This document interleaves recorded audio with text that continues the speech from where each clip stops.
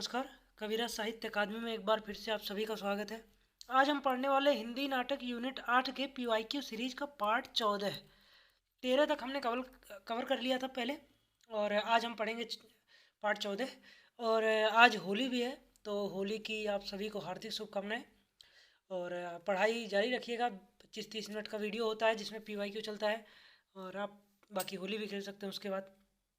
तो इसका पीडीएफ जो है आपको टेलीग्राम चैनल पे मिलेगा, जिसका लिंक डिस्क्रिप्शन में दिया हुआ है, और वहाँ से आप जाकर के पीडीएफ देख सकते हैं। उसके साथ साथ यूनिट 1 और यूनिट 7 का पीवाईक्यू हमने कर लिया है, उसका प्लेलिस्ट भी डिस्क्रिप्शन में उसका प्लेलिस्ट का भी लिंक दिया हुआ है, तो आप वहाँ से जाके उसे भी चेकआउट कर सकते हैं। और इसमें हम पढ़ते हैं 2019 से लेकर के आज तक के सभी आए हुए प्रश्नों को संपूर्ण व्याख्या के साथ। आप अगर पहले का वीडियो हमारा देखे हैं तो आपको पता होगा कि हम लोग किस तरह से पढ़ रहे हैं। तो चलिए चलते हैं आज के अपने पहले प्रश्न की तरफ। आज का अपना पहला प्रश्न है अंधेर नगरी नाटक से। अंधेर नगरी नाटक का एक कथन है जो कौन से आलोचक ने कहा है वही हमें बताना है। जैसे यह नाटक इस अर्थ में समकालीन नाटक है कि यह किसी भी समय के अन्याय, अनाचार, भ्रष्टाचार, विवेक शून्यता और मनमानेपन पर रोशनी डालता है। इस प्रहसन में व्यंग्य के माध्यम से जो कुछ भी कहा गया है उतना ही अधिक कहने की गुंजाइश भी है। तो ये जो कथन है ये किस लेखक का है हमें यही बताना है, या किस आलोचक का है यही हमें जो है बताना है। तो देखते हैं। परमानंद श्रीवास्तव, सत्यप्रकाश मिश्रा, रामविलास शर्मा और रामचंद्र शुक्ल। तो ये जो है ना, इस तरह का जो कथन होता है इसमें कोई आप कॉन्सेप्ट नहीं लगा सकते। ये फैक्ट वाला बात है। अगर आपको पता है तो पता है, और नहीं पता है तो सामान्य सी बात है नहीं पता है। तो इसमें कुछ आपको समझाने वाली बात नहीं होता है। तो ये सत्य प्रकाश मिश्र जी का जो है कथन है अंधेर नगरी नाटक के बारे में। अब बात करें तो अंधेर नगरी किसका है, जो कॉन्सेप्ट वाला बात होता है। जैसे हम लोग नाटक का जैसे कोई कथन है तो अब उसको तो पढ़ा नहीं सकते, क्योंकि हम नाटक पढ़ा नहीं रहे। जब नाटक पढ़ रहे होते तो हम पूरा कथन वथन ले करके चलते, कौन इस नाटक के बारे में किसने क्या कहा है, किसी पुस्तक में जैसे रामचंद्र तिवारी जी ने क्या कहा है, सबके बारे में हम देखते हुए चलते। लेकिन अभी हम इस तरह से पढ़ नहीं रहे हैं, तो अभी हम कथन बहुत ज़्यादा नहीं फोकस करेंगे। अभी हम सिर्फ फोकस ये करते हैं जो बेसिक पार्ट है। जैसे नाटक किसका है, तो ये बेसिक पार्ट में आता है। तो ये भारतेंदु जी का नाटक है। प्रकाशन वर्ष क्या है, 1881। और कितने अंकों में विभाजित है, तो ये 6 अंकों में विभाजित है। और एक जो है एक नाटक और है जो कि भारतेंदु जी का अपने सिलेबस में है, उसका नाम क्या है, वो है भारत दुर्दशा। उसका प्रकाशन वर्ष क्या है, 1880। उसमें कितने अंक है, उसमें भी 6 अंक है। तो 6 अंक हो गए। अब 6 अंकों की अगर हम बात करें तो 6 अंकों का नाम, क्योंकि क्रम कई बार नाम मतलब क्रम पूछ लेता है कि क्रम लगाइए। आपने पहले अगर प्रश्न देखे हैं, हमारे क्लास हमारे किए हैं, तो आपने देखा होगा कि बहुत सारे कई सारे ऐसे सवाल आए हैं जो अंकों के क्रम लगाने पे आधार पे आते हैं। तो जैसे 6 अंक हैं कुल। अब 6 अंकों का हम क्रम देख लेते हैं। पहला अंक क्या है, बाह्य प्रांत। यहाँ से वो जो गुरु हैं और नारायण दास गोवर्धन दास तीनों लोग साथ में आ रहे होते हैं। दूसरा अंक, भिक्षा मांगने के लिए कहाँ जाते हैं, बाजार में जाते हैं। भिक्षा मांग के फिर वापस आते हैं तो कहाँ आते हैं, जंगल में। जंगल में गुरुजी हैं तो जंगल में आते हैं। चौथे में राज्यसभा का दृश्य आता है। राज्यसभा, राज्यसभा नहीं राज्यसभा, जहाँ वो बकरी वाला मामला चल रहा होता है, तो राज्यसभा का दृश्य आ जाएगा। पांचवें में क्या होगा कि अरण्य, जहाँ वो गोवर्धन दास को जो है पकड़ के उठा के सिपाही लाते हैं कि बाबा बहुत खा लिया, अब चलो जो है थोड़ा फांसी उसी पर लटक जाओ, तो वहां आ जाते हैं। और छठवां जो है क्या है, शमशान। शमशान, तो छठवां दृश्य शमशान का है। जबकि भारत दुर्दशा में पहला दृश्य ही शमशान का है। कंफ्यूजन हो सकता है, भारत दुर्दशा में पहला दृश्य शमशान है और अंधेर नगरी में छठवां दृश्य शमशान है। ये कुछ बेसिक बातें थी किसके बारे में, अंधेर नगरी नाटक के बारे में। अब अगर हम कथन की बात करें तो कथन एक है, जैसे ब्रजरत्न दास जी हैं, एक आलोचक हैं। उन्होंने भारतेंदु हरिश्चंद्र के नाम से एक पुस्तक लिखा था, और उसमें एक कथन है कि बिहार प्रांत के किसी जमींदार के अन्याय को लक्ष्य करके उसे सुधारने के लिए तथा नेशनल थिएटर में अभिनीत किए जाने के लिए अंधेर नगरी की रचना की गई। अब यहाँ एक लाइन आता है, नेशनल थिएटर, नेशनल थिएटर। तो आप सबको ये जानना चाहिए कि ये नेशनल थिएटर की स्थापना किसने की थी, तो ये भारतेंदु जी ने की थी, काशी में की थी इस थिएटर की स्थापना। भारतेंदु जी ने काशी में नेशनल थिएटर की स्थापना की थी। तो ब्रज रत्न दास जी ने यही कहा था कि वो भारतेंदु हरिश्चंद्र नाम से पुस्तक लिख दिए थे। उसी पुस्तक में कहे थे कि जमींदार, बिहार का एक जमींदार था, उसी के अन्याय को जो है लक्ष्य करके और सुधारने के लिए, उसको उसे सुधारने के लिए, जैसे होता है ना किसी को लक्ष्य करके हम व्यंग करते हैं तो क्या उसे सुधारने के लिए, तो उसी जमींदार को सुधारने के लिए उसी को लक्ष्य करके, और अब थिएटर खोले थे तो उसमें नाटक भी तो होना चाहिए, तो नेशनल थिएटर में अभिनीत किए जाने के लिए अंधेर नगरी नाटक की रचना हुई थी। और ये बात किसने कहा था? तो ये ब्रज रत्न दास जी ने कहा था भारतेंदु हरिश्चंद्र के अंधेर नगरी नाटक के बारे में। ये बेसिक बातें थी। तो उम्मीद करता हूँ आपको पहला प्रश्न अच्छे से समझ में आया होगा, उसके बारे में जो डिटेल था आपने कॉपी में लिख लिया होगा, क्योंकि जो जो मैं कहते हुए चल रहा हूँ कोशिश करिए आप लिखते हुए चलिए, क्योंकि मैं पीडीएफ सिर्फ प्रश्न का देता हूँ, बाकी जो लिखता हूँ वो मैं चाहता हूँ, मैं खुद हाथ से लिखता इसीलिए हूँ, पीडीएफ मैं भी बना के ला सकता हूँ, लेकिन मुझे बिल्कुल नहीं सही लगता। मैं चाहता हूँ कि जो भी पढ़ाऊँ मैं लिख करके खुद पढ़ाऊँ, और इस तरह से सामने वाले को भी अच्छा याद होता है, इंगेज अगला जो है ज़्यादा होता है, क्योंकि उसके हाथ में भी पेन होता है और मेरे हाथ में भी पेन होता है, तो इंगेजमेंट जो है इस तरह से बढ़ जाता है दोनों पार्टी का। तो उम्मीद करता हूँ पहला प्रश्न आपको ठीक लगा होगा। अब चलते हैं अपने अगले प्रश्न की तरफ। अगला प्रश्न है अंजो दीदी नाटक से,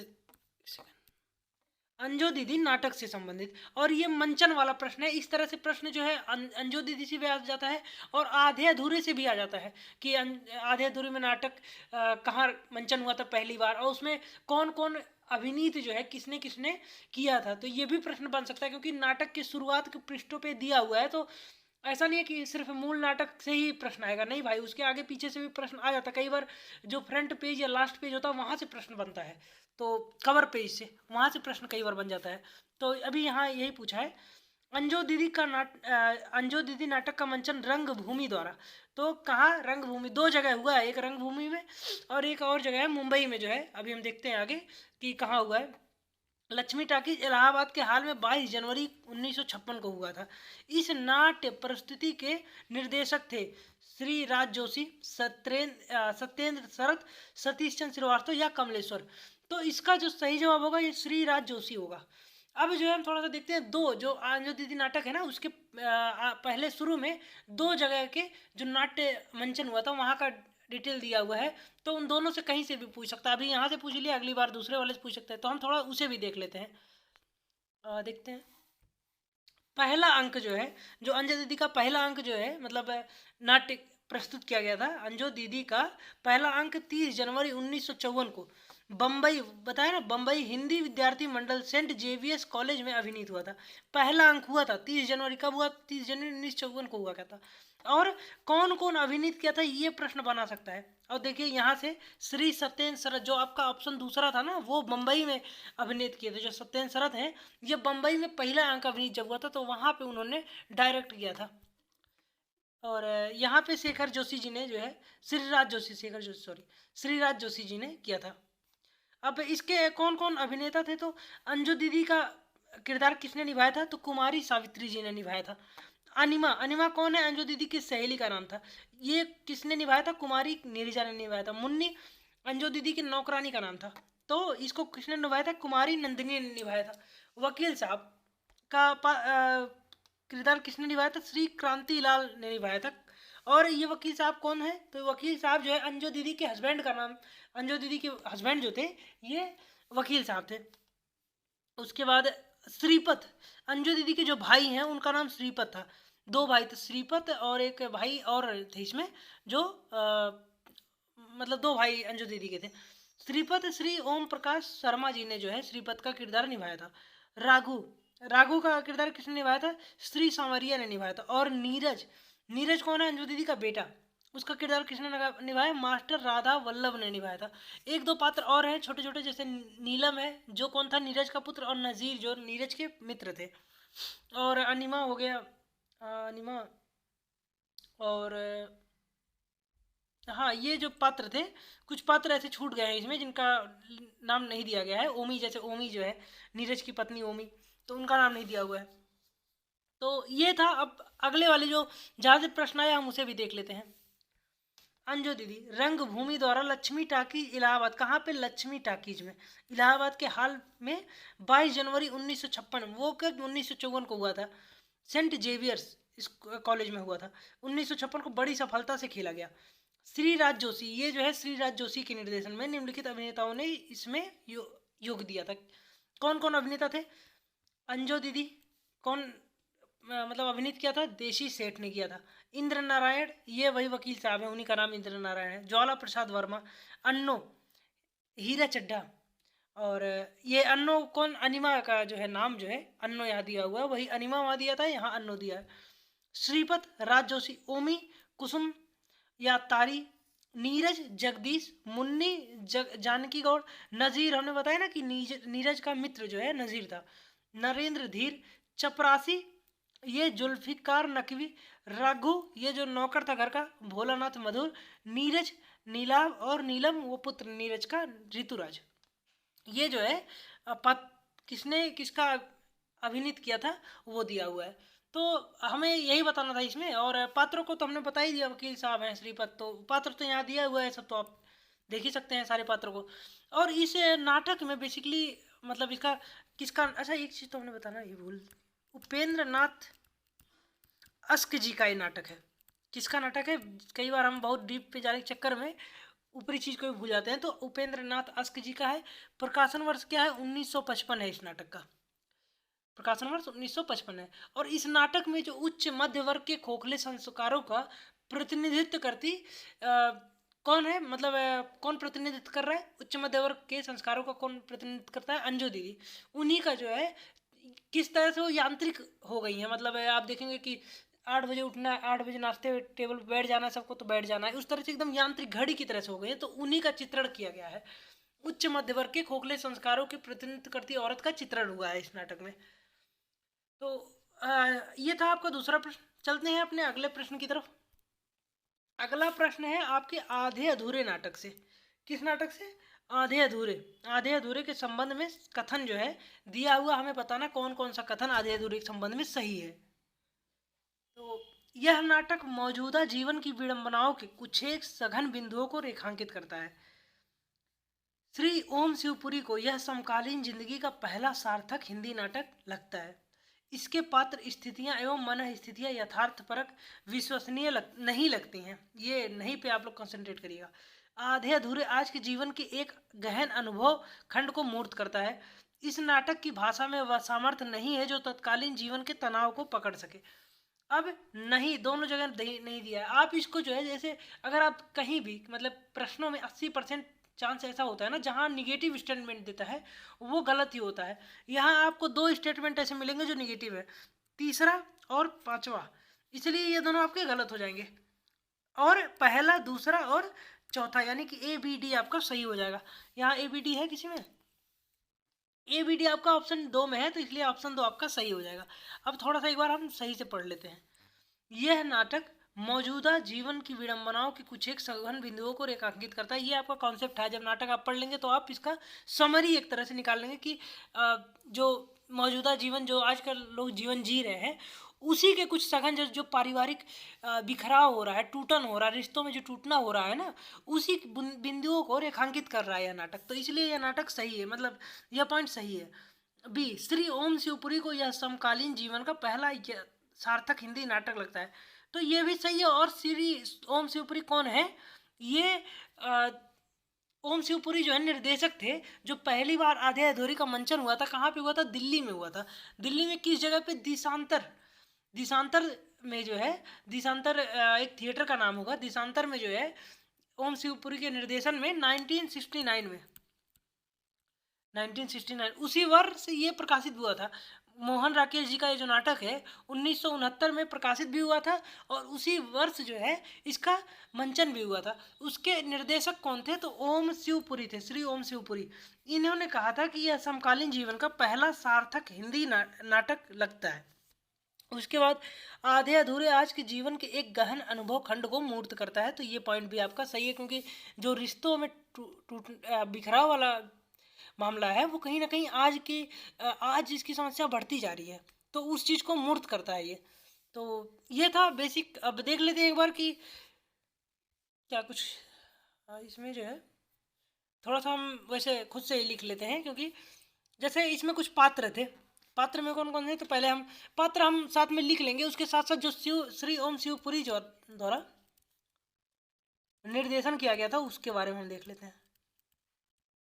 शिवपुरी ने दिशांतर थिएटर जो है रहा होगा, दिशांतर में इस नाटक का अभिनय किया कब? 1969, फरवरी 1969, फरवरी 1969 में जो है इसका अभिनय किया था। इसमें जो पात्र थे उनका किरदार किसने किसने निभाया था हमें ये देख लेना चाहिए। उसी के साथ साथ आप देख लें कि पात्र कौन कौन से आए। जैसे एक ही पात्र जो है काला सूट वाला आदमी, इसमें 4 व्यक्तियों का किरदार निभाया है। 4 व्यक्ति कौन कौन से हैं? एक है उसमें महेंद्र नाथ, और एक है सिंघानिया, एक है जुनेजा, एक है जगमोहन। तो 4 पात्रों का जो है किरदार किसने निभाया है? काले सूट वाले आदमी ने। तो काले सूट वाला आदमी, ये आपको काला सूट वाला आदमी नाटक शुरू मतलब होते ही जो है एक बार आपको स्टेज पे मिलेगा और कुछ बताता है अपने बारे में कि मैं कौन हूँ। जब रास्ते में आप चल रहे हो और किसी से टकरा जाए तो वही हूँ मैं व्यक्ति, और मेरे लिए आप भी वही हैं। तो इस तरह से वो अपना डिटेल देता है शुरू में, और वो काला सूट में जो है रहता है। उसके बाद वो ड्रेस चेंज करता है, जैसे काले सूट में कभी जो है निकर पहन लेगा, कभी इस तरह से चेंज करता रहता है, और आदमियों का किरदार बदलता रहता है। जैसे 4 आदमी हैं, एक है महेंद्र नाथ, महेंद्र नाथ का दोस्त जुनेजा, और सिंघानिया कौन है? सिंघानिया है सावित्री, जो उनकी पत्नी है महेंद्र नाथ की, उनका बॉस। और जगमोहन कौन है? वो सावित्री के मित्र थे पहले, वो हैं। काले सूट वाला आदमी का किरदार किसने निभाया है? ओम शिवपुरी जी ने, जो कि खुद इस नाटक के डायरेक्टर भी रहे हैं। उसके बाद सावित्री, एक सबसे महत्वपूर्ण पात्रों में सावित्री। सावित्री का जो किरदार किसने निभाया है? सुधा शिवपुरी। शिवपुरी है तो मुझे लगता हो सकता है इनकी पत्नी हो या कुछ होगा, पता नहीं, मुझे नहीं आइडिया है कि कौन था ये। तो और उसके बाद पुरुष, 4 पुरुष है तो उनका किरदार वैसे ही बता ही दिया। 2 लड़की हैं, बड़ी लड़की, जिसका नाम क्या है? बिन्नी, नाम भी लिख देते हैं, बिन्नी। किसने निभाया है? अनुराधा कपूर ने इनका किरदार निभाया है। छोटी लड़की कौन है? किन्नी, बिन्नी और किन्नी। किन्नी ही है जो वर्णा नामक लड़की का जिक्र करती है। अभी अगला प्रश्न वही है, तो किन्नी है वो लड़की। इनका किरदार किसने निभाया है? ऋचा व्यास ने, किन्नी का। और लड़का, लड़का कौन है? अशोक, लड़के का नाम क्या है? अशोक। 21 साल का लड़का है और फोटो वोटो काटता रहता है, ये सब फालतू आवारागर्दी करता है। इसका किरदार किसने निभाया है? दिनेश ठाकुर ने, दिनेश ठाकुर। बाकी चारों पुरुष का जो है किरदार किसने निभाया? ओम शिवपुरी ने। तो ये जो मंचन हुआ था, नाटक का मंचन हुआ था, उसके पात्र कौन कौन, किसने किसने कौन से पात्र का किरदार निभाया था, वो डिटेल में हमने बता दिया। बाकी मोहन राकेश ने 1969 में इसका प्रकाशन किया था, और पात्रों का नाम आप यहीं से ही देख सकते हैं सारा। सावित्री, बड़ी लड़की, छोटी लड़की, लड़का, और 4 पुरुष हैं, जिसमें जुनेजा, महेंद्र नाथ जुनेजा, सिंघानिया और जगमोहन है। तो ये था आपका प्रश्न। अब चलते हैं अपने अगले प्रश्न की तरफ। अगला प्रश्न है, आधे अधूरे नाटक में वर्णा नामक युवती का उल्लेख कौन करता है? आधे अधूरे नाटक में जो है वर्णा नामक एक युवती का जो है जिक्र आया है, तो वही पूछा किसने किया है। ये प्रश्न जो अभी जून में 2024 के जून में जो पेपर लीक हुआ था ना, वहाँ पूछा था। तो इसमें इसका सही जवाब क्या होगा? किन्नी, जो छोटी लड़की है ना, वो करती है। कहाँ पे करती है? अशोक और बिन्नी और किन्नी तीनों रहते हैं, वहाँ पे करती है। आपको वो पंक्ति दिखा देता हूँ कहाँ पे वो करती है जिक्र। बड़ी लड़की, लड़के से किसकी बात कर रही है? यह लड़का ऐसे ही बक रही है झूठ मूठ। ये बड़ी लड़की जो है अशोक से कहती है, किसकी बात कर रही है? ऐसे लड़का कहता है ऐसे ही बक रही है झूठ। छोटी लड़की, झूठ मूठ, मेरी फाउंटेन पेन तेरी वर्डा के पास नहीं है। बड़ी लड़की, वर्डा कौन? छोटी लड़की। अब अभी पूछ लिया कि वर्डा का जिक्र, अभी आगे कभी पूछ सकता है कि वर्डा कौन है। तो यहाँ लिखा हुआ है कौन है? उद्योग सेंटर वाली, जिसके पीछे जूतियाँ चटकाता फिरता है। कौन जूतियाँ चटकाता फिरता है? अशोक, जो लड़का है वो लड़का। फिर से उसे पकड़ने को होकर, तू ठहर जा, आज मैं तेरी जान निकाल रहूँगा। तो ये कुछ मुख्य बातें थी, ये चीज़ आप जान लीजिए। एक उद्योग सेंटर वाली थी, और वर्डा किसने जिक्र किया? छोटी लड़की ने किया है। और वर्डा करती क्या है? उद्योग सेंटर वाली है। ये आपसे आगे कभी पूछ सकता है कि वर्डा कौन है। तो ये था। चलते हैं अब अपने अगले और ये इसके बारे में आधे अधूरे का ही ये है, आपको पता ही होगा। तो उसके बारे में हमने पहले पढ़ ही लिया है। अब आगे चलते हैं अगले प्रश्न की तरफ। अगला प्रश्न है, सूची दिया हुआ है, सूची 1 और सूची 2। इसमें जो है हमें मिलान करना है कि कौन सा पात्र कौन सी पंक्ति कहता है। अगर आपने एक बार पढ़ा होगा ये नाटक और आपको नहीं भी याद है तो भी आप कॉमन सेंस लगा के कि कौन किस तरह की बातें कर सकता है, आप सही कर सकते हैं इसको। जैसे धनवानों के हाथ में एक ही माप है। अच्छा, ये चारों पात्र, सबसे जरूरी बात, ये किस नाटक का है? तो ये है स्कंदगुप्त नाटक का। चारों पात्र जो हैं और पंक्ति स्कंदगुप्त नाटक से है। स्कंदगुप्त नाटक किसका है? तो ये प्रसाद जी का है। प्रसाद जी के अन्य नाटकों के बारे में हम लोग कितनी बार बात कर चुके हैं, तो आज नहीं करेंगे। कल अगर प्रश्न आएगा तो फिर से कर लेंगे, क्योंकि होली भी है तो आप लोग को जल्दी ही जाना होगा, तो बहुत लंबा क्लास नहीं करेंगे, छोटा ही करेंगे। और ये आज का आखिरी भी प्रश्न है, तो वैसे बता दे रहे हैं आपको प्रसाद जी। और इसका प्रकाशन वर्ष क्या है? 1928। प्रसाद जी के 2 नाटक और हैं अपने सिलेबस में। कौन कौन सा? एक है चंद्रगुप्त, प्रकाशन वर्ष 1931। यह किसका परिवर्धित रूप है? तो यह है कल्याणी परिणय का परिवर्धित रूप चंद्रगुप्त। और कल्याणी परिणय का प्रकाशन वर्ष क्या है? 1912। इसका परिवर्धित रूप चंद्रगुप्त है। उसके बाद एक नाटक है ध्रुव सौमिनी। ध्रुव सौमिनी, इसका प्रकाशन वर्ष 1933। इसमें जो है स्त्री के जो है स्वतंत्रता का एक तरह से उल्लेख किया गया है इस नाटक में, और सशक्त स्त्री को सशक्त करने का प्रावधान किया गया है। इसमें जो है पहली बार डाइवोर्स की बात कही गई है, जिसे मोक्ष कहा गया है, तो ध्रुव सौमिनी नाटक में। अब आते हैं अपने प्रश्न की तरफ, और हम थोड़ा इसे इरेज कर देते हैं। धनवानों के हाथ में एक ही माप है, वे विद्या, सौंदर्य, बल, पवित्रता और तो क्या, हृदय को भी उसी से मापते हैं। वह माप है उनका ऐश्वर्य। अब आप अगर थोड़ा सा दिमाग लगाएंगे तो ये किसका हो सकता है? तो आपको याद आएगा कि यार विजया जो है वो मालव के धन कुबेर की कन्या है। तो यहाँ ऐश्वर्य धन की बात हो रही है, तो विजया और देवसेना हो सकते हैं, क्योंकि देवसेना और आपस में ही बात करेंगे ना, किससे और कहेगी। तो लेकिन बात यह है कि यार विजया अपने बारे में ऐसा कहेंगे कि धनवानों के पास एक, मतलब ये तो कहीं ना कहीं व्यंग किया जा रहा है ना, और विजया खुद के ऊपर व्यंग तो करेगी नहीं। तो व्यंग कौन कर सकता है? देवसेना कर सकते हैं। तो इसीलिए पहले का दूसरा, पहले का दूसरा किस में है? 1 और 3 में है, तो 2 और 4 कैंसिल हो गया। अब चलते हैं, जिस राष्ट्र और समाज से हमारी सुख शांति में बाधा पड़ती हो तो उसका हमें तिरस्कार करना ही होगा। तो ये बात जो है, अब आप देखेंगे कौन कह सकता है। विजया तो नहीं कहेगी, धातुसेन भी नहीं कहेंगे। चलिए देख लेते हैं, आगे हम थोड़ा सा बढ़ते हैं, फिर अभी से करेंगे। भारत समग्र विश्व का है और संपूर्ण वसुंधरा इसके प्रेम पास में आबद्ध है। आपको पता होगा कि ये बात धातुसेन कहते हैं। क्यों कहते हैं? क्योंकि उनसे कहा था कि यार तुम्हारा देश तो सिंगल है, कब तक यहाँ रहोगे? तब वो कहते हैं कि भाई भारत जो है ना संपूर्ण विश्व का है। कहते हैं ना वसुधैव कुटुंबकम भारत का नियम है। तो उसी तरह से भारत समग्र विश्व का है और संपूर्ण वसुंधरा इसके प्रेम पास में आबद्ध है। ये धातुसेन कहते हैं। यानी कि तीसरे का पहला किस में है? सिर्फ एक में है, यानी 3 भी कैंसिल हो गया, आपका ऑप्शन 1 सही हो गया।